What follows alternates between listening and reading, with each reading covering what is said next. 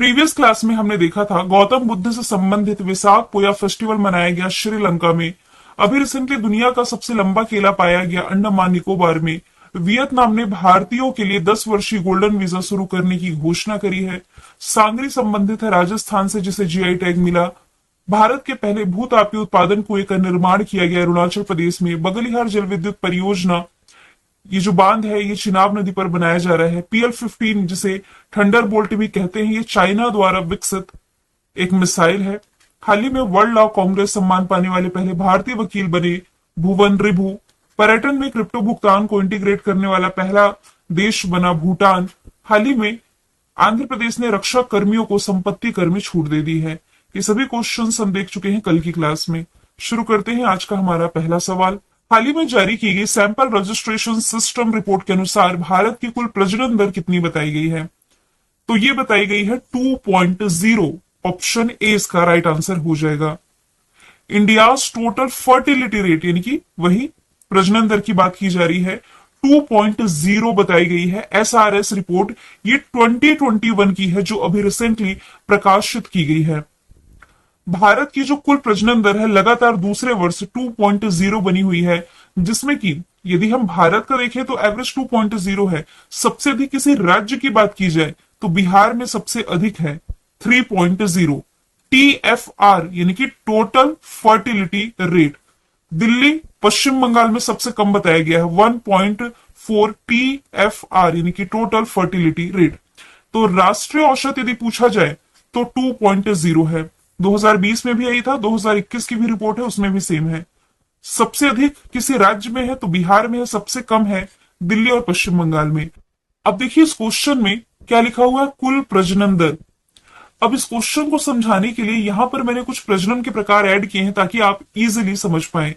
कुल प्रजनन दर एक सबसे पहले यहां से मैंने ऐड किया है टोटल फर्टिलिटी रेट। इसका क्या मतलब हुआ कि एक महिला इसके जीवन काल में औसतन यानी कि एवरेज कितने बच्चों को जन्म देने की उम्मीद है इसका अनुमान लगाया जाता है। दूसरा होता है आयु विशिष्ट प्रजनन दर।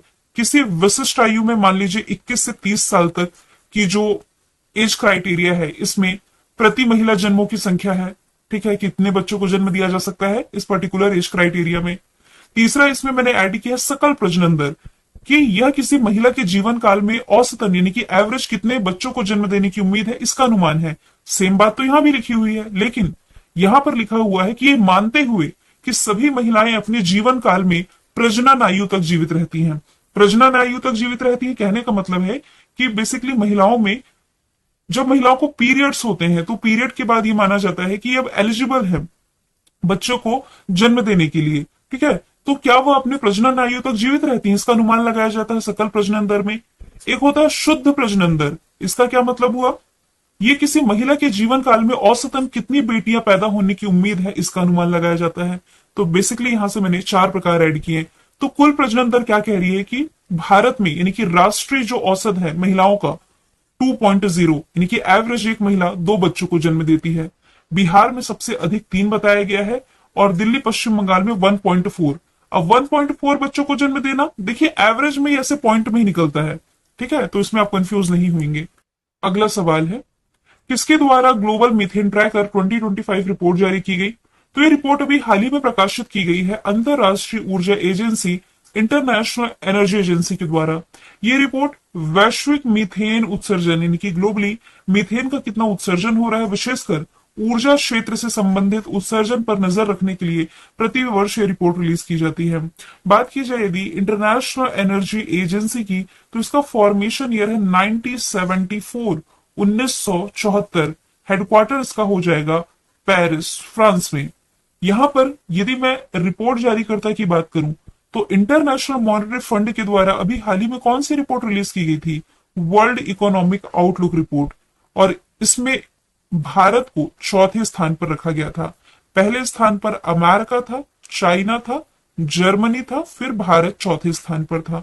रिपोर्टर्स विदाउट बॉर्डर नामक संस्था के द्वारा प्रेस फ्रीडम इंडेक्स ये मई महीने में ही रिलीज किया गया, जिसमें कि भारत को 151वें यानी कि 151 प्लेस पर रखा गया। टॉप पर इसमें नॉर्वे था। यूनाइटेड नेशंस का है एक संस्था आप कह सकते हैं, यूनाइटेड नेशंस डेवलपमेंट प्रोग्राम, संयुक्त राष्ट्र विकास कार्यक्रम हिंदी में कह सकते हैं। इसके द्वारा भी हाल ही में ह्यूमन डेवलपमेंट इंडेक्स, मानव विकास सूचकांक रिलीज किया गया मई के महीने में ही। भारत को 131वें स्थान पर रखा गया है 193 देशों की लिस्ट में। अगला सवाल है, भारत के 52वें मुख्य न्यायाधीश के रूप में कौन नियुक्त किए गए हैं? तो इसकी घोषणा तो 1.5 से 2 महीने पहले ही कर दी गई थी कि अभी हाल ही में B.R. गवई, भूषण रामकृष्ण गवई, ये सुप्रीम कोर्ट के 52वें मुख्य न्यायाधीश के रूप में अब शपथ ले चुके हैं और इस पद पर आसीन होने वाले पहले बौद्ध बने हैं। B.R. गवई एक मजबूत अंबेडकरवादी विरासत से आते हैं। उनके जो पिता थे R.S. गवई, जो कि एक पॉलिटिशियन थे, 1956 में B.R. अंबेडकर के साथ बौद्ध धर्म इन्होंने अपना लिया था। B.R. गवई जो वर्तमान में सुप्रीम कोर्ट में सबसे वरिष्ठ न्यायाधीश है, कल के दिन ये अपना पदभार ग्रहण कर चुके हैं न्यायमूर्ति संजीव खन्ना से, जो कि 13 मई को रिटायर हुए। तो 52nd नंबर के मुख्य न्यायाधीश B.R. गवई, इसके पहले संजीव खन्ना थे और इसके पहले धनंजय यशवंत चंद्रचूड़ और इसके पहले थे जस्टिस यू ललित। यहां पर सुप्रीम कोर्ट की बात की जा रही है ना, भारतीय संविधान में भाग 5 में आर्टिकल 124 से 147 के बीच इसका वर्णन है। निर्णय पर पुनर्विचार ये आर्टिकल 137 में बताया गया है। रिट जारी करने का अधिकार है 32 में। सीजीआई को शपथ दिलाते हैं देश के राष्ट्रपति। पहले मुख्य न्यायाधीश थे हीरालाल जी कानिया। मोहम्मद हिदायतुल्लाह इकलौते ऐसे व्यक्ति जो कि देश के कार्यवाहक राष्ट्रपति भी बने, उपराष्ट्रपति भी और बाद में सीजीआई यानी कि चीफ जस्टिस ऑफ इंडिया भी रहे। बीते कुछ समय में सुप्रीम कोर्ट के द्वारा कुछ पोर्टल लॉन्च किए गए जिसमें कि फास्टर और सुपेस इंपॉर्टेंट है। किसके द्वारा? PMO, prime minister office through the years, ये किताब लिखी गई है। तो इस किताब के राइटर हो जाएंगे हिमांशु राय। ये किताब अभी हाल ही में प्रकाशित की गई है। इस किताब में भारत के प्रधानमंत्री कार्यालय के विकास कार्यों और बढ़ते महत्व के गहन खोज प्रदान करता है। बात की जाएगी नमिता गोखले की। नमिता गोखले भी एक प्रसिद्ध राइटर ही है। इनके द्वारा कुछ प्रकाशित बुक्स हैं, जैसे कि कुछ बता देती हूँ। पैरो करके है, पारो हिंदी में कहेंगे तो ऐसा इंग्लिश में आपको पैरो करके लिखा दिखाई देगा यदि विकिपीडिया करेंगे तो। एक है थिंग्स टू लीव बिहाइंड, एक है the book of shadows. Shantanu Gupta, इन्होंने उत्तर प्रदेश के मुख्यमंत्री योगी आदित्यनाथ के जीवन पर आधारित एक किताब लिखी, अजय टू योगी आदित्यनाथ। कस्तूरी रे ने प्रेसिडेंट द्रौपदी मुर्मू जी के जीवन पर आधारित एक किताब लिखी है जिसका टाइटल ही द्रौपदी मुर्मू है। कुछ बुक्स एंड ऑथर का रिविजन हम कर लेते हैं। ऑस्ट्रेलिया के पूर्व क्रिकेटर शेन वॉटसन की किताब है द विनर माइंडसेट। नाइफ है सलमान रशीदी की। रौद्र सात्विकम Prabha Verma. Yaade Yaade Yaade Pushpa Bharati. Welcome to paradise Twinkle Khanna. अमरसनरी D Subbarao. Israel war diary Vishal Pandey. Golden years Ruskin Bond. Why Bharat matters Ajay Shankar. 12th fail Anurag Pathak. 4 star of destiny M Naravane. Tomb of sand Geetanjali Shree. Kairos Jenny Erpenbeck. Leo PS Raman. 5वां सवाल है, किस राज्य के द्वारा वन डिस्ट्रिक्ट वन प्रोडक्ट में 12 नए प्रोडक्ट्स को शामिल किया गया है? तो वन डिस्ट्रिक्ट वन प्रोडक्ट किस राज्य की पहल है? आप सभी को मालूम है, उत्तर प्रदेश की। तो इस पहल में 12 नए प्रोडक्ट्स को रिसेंटली शामिल कर लिया गया है, जिससे अब राज्य के 75 जिलों में कुल 74 जो प्रोडक्ट्स हैं ये सूचीबद्ध हो गए हैं। ये विस्तार कारीगरों को सशक्त बनाने के लिए, एक्सपोर्ट को बढ़ावा देने के लिए और स्थानीय अर्थव्यवस्था को 1 ट्रिलियन के लक्ष्य की ओर ले जाने के लिए अग्रसर है। वन डिस्ट्रिक्ट वन प्रोडक्ट कहने का मतलब है कि एक जिला का कोई ऐसा प्रोडक्ट है जो बहुत ज्यादा फेमस है, तो उसे एक पहचान देने के लिए पहल थी, है ना। अब 12 जो नए प्रोडक्ट्स शामिल हुए हैं, जिसमें कि सभी के नाम यहां से मैंने मेंशन कर दिए हैं। बेसिकली ये उन स्टूडेंट को पढ़ने की जरूरत है जो यूपी से ये करंट अफेयर देख रहे हैं, उन्हें एकदम डीप नॉलेज इसमें चाहिए। उत्तर प्रदेश की राजधानी लखनऊ, मुख्यमंत्री योगी आदित्यनाथ, राज्यपाल आनंदीबेन पटेल। नेशनल पार्क में Dudhwa, Pilibhit, Amangarh, Ranipur wild life sanctuary. राज्य की पशु 12 सिंगा है, पक्षी है सारस। लोकसभा सीट 80, संख्या 31 है। हमने देखा है कि लखनऊ में सुपरसोनिक क्रूज मिसाइल के उत्पादन की यूनिट 3.5 साल में तैयार हुई है रिसेंटली, और अभी मई के महीने में ही उत्तर प्रदेश ने वर्ल्ड बैंक के सहयोग से यूपी अग्रीज और एआई प्रज्ञा पहल की शुरुआत की है और अयोध्या में भारत का पहला फ्लोटिंग घाट बनाया जाएगा। यह हमने मई के करंट अफेयर में देखा है, उत्तर प्रदेश के फैक्ट्स। अगला सवाल है, अलका सिंह ये खेलो इंडिया यूथ गेम्स 2025 में स्वर्ण पदक जीतने वाली किस राज्य की पहली महिला खिलाड़ी बनी है? बिहार की। देखिए, शिवान की बेटी है अलका सिंह। इन्होंने अंडर 18 शॉर्ट पुट में 14.73 मीटर के थ्रो के साथ गोल्ड जीता और खेलो इंडिया यूथ गेम्स में बिहार को चौथा गोल्ड दिलाया है, लेकिन राज्य की पहली महिला खिलाड़ी जिन्होंने खेलो इंडिया यूथ गेम्स में बिहार को गोल्ड दिलाया, महिला की मैं बात कर रही हूं। खेलो इंडिया यूथ गेम्स 7वां एडिशन है, इस साल बिहार होस्ट कर रहा है, जिसका शुभंकर है गज सिंह। इसके पहले 6 एडिशन कहां कहां हुए हैं? 2018 में शुरुआत दिल्ली से हुई, दूसरा एडिशन महाराष्ट्र के पुणे में, तीसरा एडिशन असम के गुवाहाटी में, चौथा एडिशन हरियाणा के पंचकुला में, पांचवा एडिशन मध्य प्रदेश ने होस्ट किया, छठा तमिलनाडु ने होस्ट किया था। यहां पर देखिए किसी राज्य की पहली महिला की बात की जा रही है ना, तो मेघालय की पहली महिला डीजीपी जो है ये कुछ समय पहले ही इदा शीशा नोंगरांग बनी थी। करंट अफेयर में मैंने आप लोगों को बताया था। सेम वैसे ही रश्मि शुक्ला जो है ये महाराष्ट्र की पहली महिला डीजीपी बनी थी, बाद में ये हटा दी गई थी पद से, है ना, महाराष्ट्र की। बिहार की राजधानी पटना, मुख्यमंत्री नीतीश कुमार, राज्यपाल आरिफ मोहम्मद खान है। बापू टावर जो कि तांबे से बनी, पटना में उद्घाटन किया गया। दरभंगा में एम्स की आधारशिला प्राइम मिनिस्टर नरेंद्र मोदी जी ने रखी। आपदा के पूर्वानुमान के लिए नीतीश ऐप लॉन्च किया गया। जाति आधारित जनगणना शुरू करने वाला पहला राज्य है। 8वीं एशियाई हॉकी चैंपियनशिप महिलाओं की होस्ट की थी राजगीर बिहार ने। सभी मंदिर मठों और ट्रस्टों का रजिस्ट्रेशन यहां कंपलसरी किया गया। नालंदा विश्वविद्यालय के नए कैंपस का उद्घाटन प्राइम मिनिस्टर ने किया। नवादा में पूर्वी भारत का पहला न्यूक्लियर पावर प्लांट बनाया गया। यहां पर जो सुल्तानगंज रेलवे स्टेशन है नाम बदल करके असगैबीनाथ धाम किया गया। और यहां पटना में 50वें क्रम का अखिल भारतीय पीठासीन अधिकारियों का सम्मेलन आयोजित किया गया था। अभी मिथिला पेंटिंग मैंने आपको बताई थी, जिसने कि गिनीज वर्ल्ड रिकॉर्ड में नाम दर्ज किया, वो यही की है। महाराष्ट्र ने किस राज्य के साथ ताप्ती बेसिन मेगा रिचार्ज परियोजना के लिए समझौता किया है? तो महाराष्ट्र ने यह समझौता रिसेंटली किया मध्य प्रदेश के साथ। मध्य प्रदेश और महाराष्ट्र ने मध्य प्रदेश में ताप्ती बेसिन मेगा रिचार्ज परियोजना को संयुक्त रूप से कार्यान्वित करने के लिए समझौता किया है।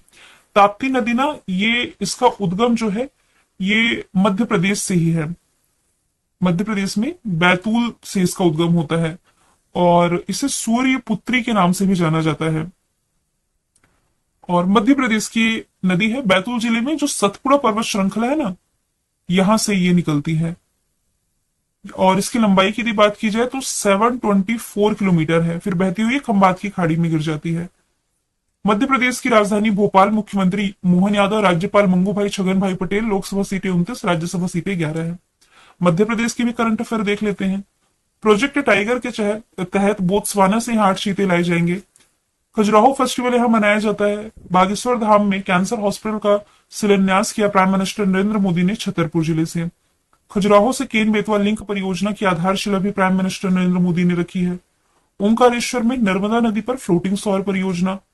पर्थ योजना, नक्शा पहल, जीसीसी पॉलिसी।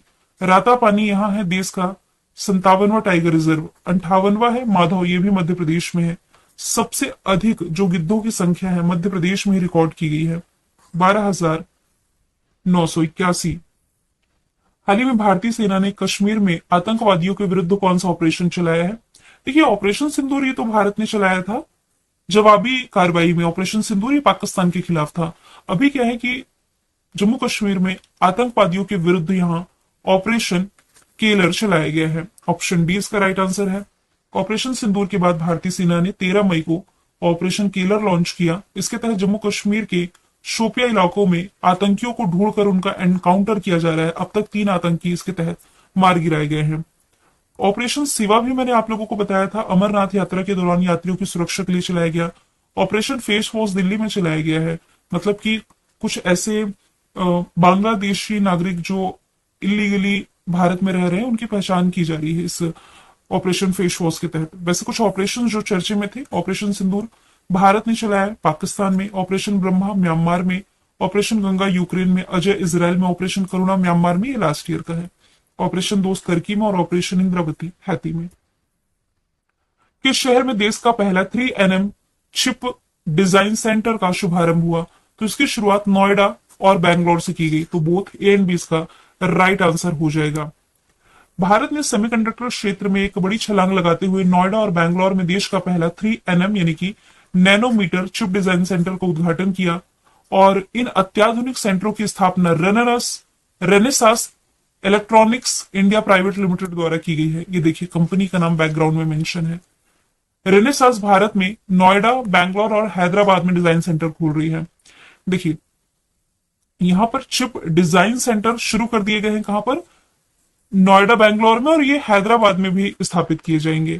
यदि मैं बात करूं भारत के पहले शहर की, तो पहले trans media entertainment city Amaravati में, पहला फ्लोटिंग हाट अयोध्या, नाइट सफारी लखनऊ, स्वदेशी एमआरआई मशीन दिल्ली में, पहला ब्लैक बॉक्स लैब दिल्ली में, पहला 3D प्रिंटेड सैन्य बंकर लद्दाख में, पहला बेगर फ्री सिटी इंदौर, पहली traffic light free city Bharat की कोटा है, पहला वेटरन सिटी इंदौर और उदयपुर दोनों है, city of literature Kozhikode, city of music Gwalior, solar city Sanchi, और पहला भारत का सब पहला प्रामाणिक ग्रीन म्युनिसिपल बॉन्ड जारी किया था गाजियाबाद ने। किस राज्य केंद्र शासित प्रदेश में दुनिया में सबसे ज्यादा हिम तेंदुओं की संख्या दर्ज की गई है?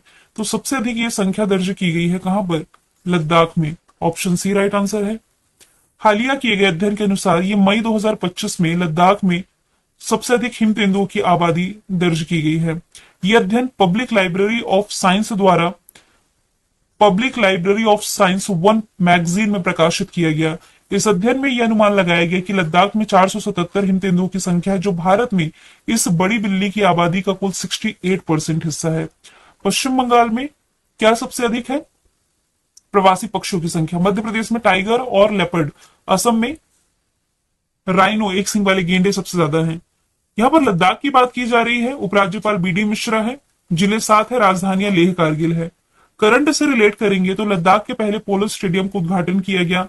दुनिया की सबसे ऊंची अमेजिंग चक्र वेधशाला का उद्घाटन हाल में लद्दाख में, और काकसर ब्रिज का नाम कैप्टन अमित भारद्वाज सेतु किया गया। इसरो का पहला एनालॉग अंतरिक्ष मिशन, और यहाँ विश्व का पहला हाई एल्टीट्यूड वाला पैरा स्पोर्ट्स सेंटर भी स्थापित किया गया।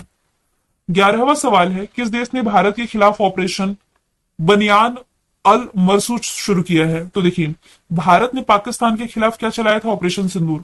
तो जवाबी कार्रवाई में पाकिस्तान ने भारत के खिलाफ चलाया ऑपरेशन बनियान अल मरसू। मई 2025 में पाकिस्तान ने भारत के खिलाफ इस ऑपरेशन की शुरुआत करी है, जिसका पर्पस है भारत में सैन्य प्रतिष्ठानों को टारगेट करना। जम्मू कश्मीर और पठानकोट यानी कि पंजाब, भुज, गुजरात और अन्य क्षेत्र में, मतलब ये जो ऑपरेशन है भारत के द्वारा जो ऑपरेशन सिंदूर चलाया गया था, इसके जवाबी कार्रवाई में किसने शुरू किया है? पाकिस्तान ने शुरू किया। ऑपरेशन का नाम कुरान, मुसलमानों का जो पवित्र ग्रंथ है, इससे प्रेरित है। कैसे? अरबी में बनियान अल मरसू जो कि इसका ऑपरेशन है, इसका अर्थ है पिघले हुए शीशे से बनी दीवार, जो कि एकता यानी कि यूनिटी, ताकत यानी कि पावर, और एक अटूट मोर्चे का प्रतीक है। तो भारत ने चलाया ऑपरेशन सिंदूर, बदले में पाकिस्तान ने चलाया ऑपरेशन बनियान अल मरसू। S-400 किस देश की उन्नत वायु रक्षा प्रणाली है? रशिया की, जो कि भारत ने खरीद रखी है। आज का सवाल है, कौन सी विधानसभा है जो पूरी तरह